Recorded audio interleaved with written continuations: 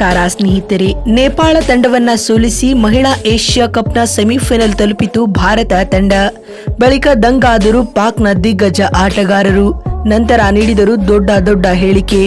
ಹಾಗಾದರೆ ಸುದ್ದಿಯ ಸಂಪೂರ್ಣ ಮಾಹಿತಿ ಏನು? ಅಷ್ಟಕ್ಕೂ ಟೀಂ ಇಂಡಿಯಾ ಸೆಮಿಫೈನಲ್ ತಲುಪಿದ ಬಳಿಕ ಪಾಕ್ನ ದಿಗ್ಗಜ ಆಟಗಾರರು ಹೇಳಿದ್ದೇನು ಗೊತ್ತಾ? ಹೀಗೆ ಇದರೆಲ್ಲದರ ಬಗ್ಗೆ ಇವತ್ತಿನ ಈ ಒಂದು ವಿಡಿಯೋದಲ್ಲಿ ತಿಳಿಸ್ಕೊಡ್ತಾ ಹೋಗ್ತೀನಿ. ಆದ್ದರಿಂದ ದಯವಿಟ್ಟು ಈ ವಿಡಿಯೋವನ್ನು ಕೊನೆವರೆಗೂ ನೋಡಿ ಸ್ನೇಹಿತರೆ.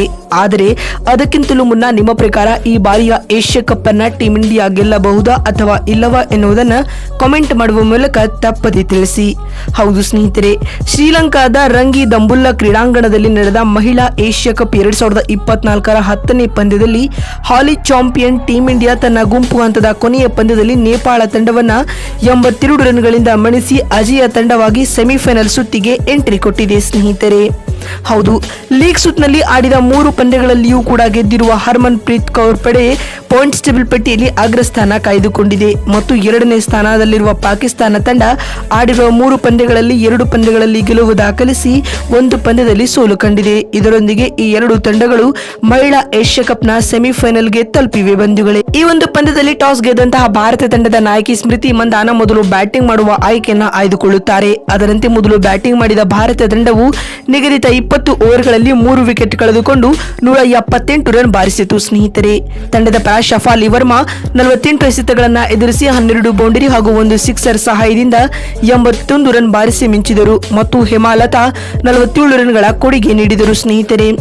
ಭಾರತ ವಿರುದ್ಧದ ಪಂದ್ಯವನ್ನ ಗೆಲ್ಲಲು 179 ರನ್ಗಳ ಕಠಿಣ ಗುರಿಯನ್ನ ಬೆನ್ನಟ್ಟಿದಂತಹ ನೇಪಾಳ ತಂಡವು ನಿಗದಿತ 20 ಓವರ್ಗಳಲ್ಲಿ 9 ವಿಕೆಟ್ ಕಳೆದುಕೊಂಡು ಕೇವಲ 96 ರನ್ ಬಾರಿಸಲಷ್ಟೇ ಶಕ್ತವಾಯಿತು. ತಂಡದ ಪರ ಸೀತಾ ರಾಣಾರವರು 18 ರನ್ ಬಾರಿಸಿ ಗರಿಷ್ಠ ಸ್ಕೋರರ್ ಎನಿಸಿಕೊಂಡರು. ಇದರೊಂದಿಗೆ ಟೀಂ ಇಂಡಿಯಾವು 82 ರನ್ಗಳ ಅಮೋಘ ಗೆಲುವು ದಾಖಲಿಸುವ ಮೂಲಕ ಮಹಿಳಾ ಏಷ್ಯಾ ಕಪ್ 2024ರ ಸೆಮಿಫೈನಲ್ಗೆ ಎಂಟ್ರಿ ಕೊಟ್ಟಿದೆ ಸ್ನೇಹಿತರೆ. ಈ ಕುರಿತು ಮಾತನಾಡಿದ ಪಾಕ್ನ ದಿಗ್ಗಜ ಆಟಗಾರರಾದ ಶೋಯಬ್ ಅಖ್ತರ್ ರವರು ಈ ರೀತಿಯಾಗಿ ತಿಳಿಸಿದ್ದಾರೆ. ಈ ಬಾರಿಯ ಮಹಿಳಾ ಏಷ್ಯಾ ಕಪ್ ನಲ್ಲಿ ಹರ್ಮನ್ ಪ್ರೀತ್ ಕೌರ್ ಪಡೆಯು ಅಜೇಯ ತಂಡವಾಗಿ ಸೆಮಿಫೈನಲ್ಗೆ ಎಂಟ್ರಿ ಕೊಟ್ಟಿದೆ.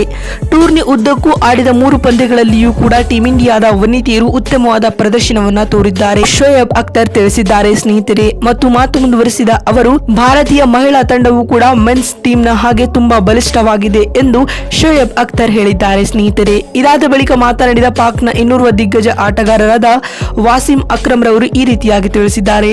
ನೇಪಾಳ ವಿರುದ್ಧದ ಇಂದಿನ ಪಂದ್ಯದಲ್ಲಿ ಭಾರತ ತಂಡದ ಪರ ಶಫಾಲಿ ವರ್ಮಾ ಉತ್ತಮವಾದ ಪ್ರದರ್ಶನವನ್ನ ತೋರಿದ್ದಾರೆ. 81 ರನ್ಗಳ ಅದ್ಭುತವಾದ ಇನ್ನಿಂಗ್ಸ್ ಆಡುವ ಮೂಲಕ ಟೀಂ ಇಂಡಿಯಾದ ಗೆಲುವಿನಲ್ಲಿ ಮಾತ್ರ ಪಾತ್ರ ನಿರ್ವಹಿಸಿದರು ಎಂದು ವಾಸಿಂ ಅಕ್ರಮ್ ತಿಳಿಸಿದ್ದಾರೆ.